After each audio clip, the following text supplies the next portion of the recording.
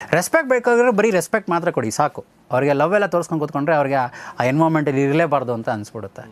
ಅದೇ ಥರ ನೀವು ಇನ್ಫ್ಲುಯೆನ್ಷಿಯಲ್ ಅಥವಾ ಅಡಾಪ್ಟಿವ್ ಪರ್ಸ್ನಾಲಿಟಿ ಅವ್ರಿಗೆ ನೀವು ಯಾವಾಗಲೂ ರೆಸ್ಪೆಕ್ಟ್ ಕೊಡ್ತಾ ಕೂತ್ಕೊಂಡ್ರೆ ಅವ್ರಿಗೆ ಇಷ್ಟನೇ ಆಗಲ್ಲ. ಏನು ರೀ ಹೋಗ್ರಿ ಬರ್ರಿ ಚೆನ್ನಾಗಿದ್ದೀರೇನು ರೀ ಹಿಂಗೆ ಮಾತಾಡ್ತಿದ್ರೆ ಇವ್ರು ಏನಪ್ಪ ನಮ್ಮ ಹತ್ರದವ್ರೆ ಅಂತಲೇ ಅನಿಸ್ತಾ ಇಲ್ಲ ಅಂತ ಅವ್ರಿಗೆ ಫೀಲ್ ಆಗ್ತಿರುತ್ತೆ. ಅಂದರೆ ಅವ್ರಿಗೆ ಜಾಸ್ತಿ ಪ್ರೀತಿ ವಿಶ್ವಾಸದಿಂದನೇ ಮಾಡಬೇಕು. ಏನಪ್ಪ ಚೆನ್ನಾಗಿದೆಯೇನೋ ಮನೇಲೆಲ್ಲ ಹೆಂಗಿದಾರೋ ಈ ಥರ ಮಾತಾಡ್ಸಿದ್ರೆ ಅವ್ರಿಗೊಂಥರ ಖುಷಿ, ಓ ಇವ್ರು ನಮ್ಮ ಯಾರೋ ಕ್ಲೋಸ್ ಪೀಪಲು, ನಮ್ಮ ಹೃದಯಕ್ಕೆ ತುಂಬ ಹತ್ರ ಆಗಿರೋರು ಅಂತ ಅವ್ರು ಆ ಥರ ಅಂದ್ಕೊತಿರ್ತಾರೆ.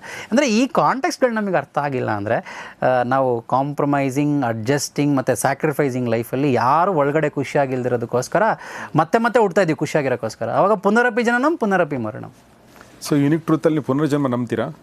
ನಾವು ಜಗತ್ತಲ್ಲಿ ಎಕ್ಸಿಸ್ಟೆಡ್ ಇರೋದು ಎಲ್ಲದನ್ನೂ ಬಿಲೀವ್ ಮಾಡ್ತೀವಿ ಸರ್. ಓಕೆ, ಎಲ್ಲದೂ ಇದೆ, ಎಲ್ಲದೂ ಇದ್ರೇ ಇದು ವರ್ಲ್ಡ್ ಬ್ಯಾಲೆನ್ಸಿಂಗ್ ಆಗಿರುತ್ತೆ ಅಂತ. ಆದರೆ ನಾನು ಏನು ಗಳಿಸ್ಕೊಬೇಕು, ನನಗೇನು ಬೇಕು ಅಂತ ಇದೆಯಲ್ಲ ಅದು ಸೃಷ್ಟಿ ಧರ್ಮದ ಅನುಸಾರವಾಗಿರುತ್ತೆ. ಅಂದರೆ ನಾನು ಯಾವಾಗಲೂ ಫೀಲಿಂಗ್ ಗುಡ್ಡಲ್ಲೇ ಇರಬೇಕು, ಎಲ್ರಿಗೂ ಗುಡ್ಡನ್ನೇ ಮಾಡಬೇಕು, ಅದು ಆ್ಯಕ್ಚುಲ್ ಧರ್ಮ ಅಂತ ವಿವೇಕಾನಂದನು ಹೇಳಿದ್ದಾರೆ, ಕೃಷ್ಣನೂ ಅದನ್ನೇ ಹೇಳಿದ್ದಾರೆ, ಎಲ್ಲ ಗುರುಗಳು ಅದನ್ನೇ ಹೇಳಿದ್ದು.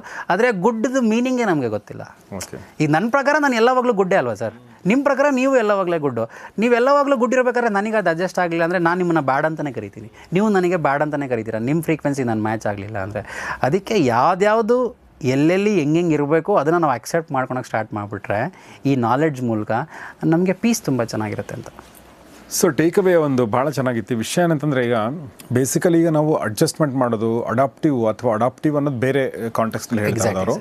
ಅಡ್ಜಸ್ಟ್ಮೆಂಟು, ಕಾಂಪ್ರಮೈಸು, ಸ್ಯಾಕ್ರಿಫೈಸ್ ಇದೆಲ್ಲ ಇದು ತುಂಬ ನಾವು ಗಂಡ ಹೆಂಡತಿ ಅಂದಮೇಲೆ ಕಾಂಪ್ರಮೈಸ್ ಮಾಡ್ಕೋಬೇಕಾಗುತ್ತೆ, ಅಡ್ಜಸ್ಟ್ ಮಾಡ್ಕೊಳ್ಬೇಕಾಗುತ್ತೆ ಅನ್ನೋ ಮಾತುಗಳನ್ನ ಯಾವಾಗಲೂ ಕೇಳ್ತಿರ್ತೀವಿ. ಮತ್ತು ಅದು 100% ಸರಿ ಅಂತ ಕೂಡ ನಾವು ನಂಬಿದ್ದೀವಿ. ಯೂನಿಕ್ ಟ್ರೂತ್ನ ಡಾಕ್ಟರ್ ಮುರಳಿಯವ್ರು ಏನು ಹೇಳ್ತಾರೆ, ಅದು ಸರಿಯಾದ ಮೆಥಡ್ ಅಲ್ಲ.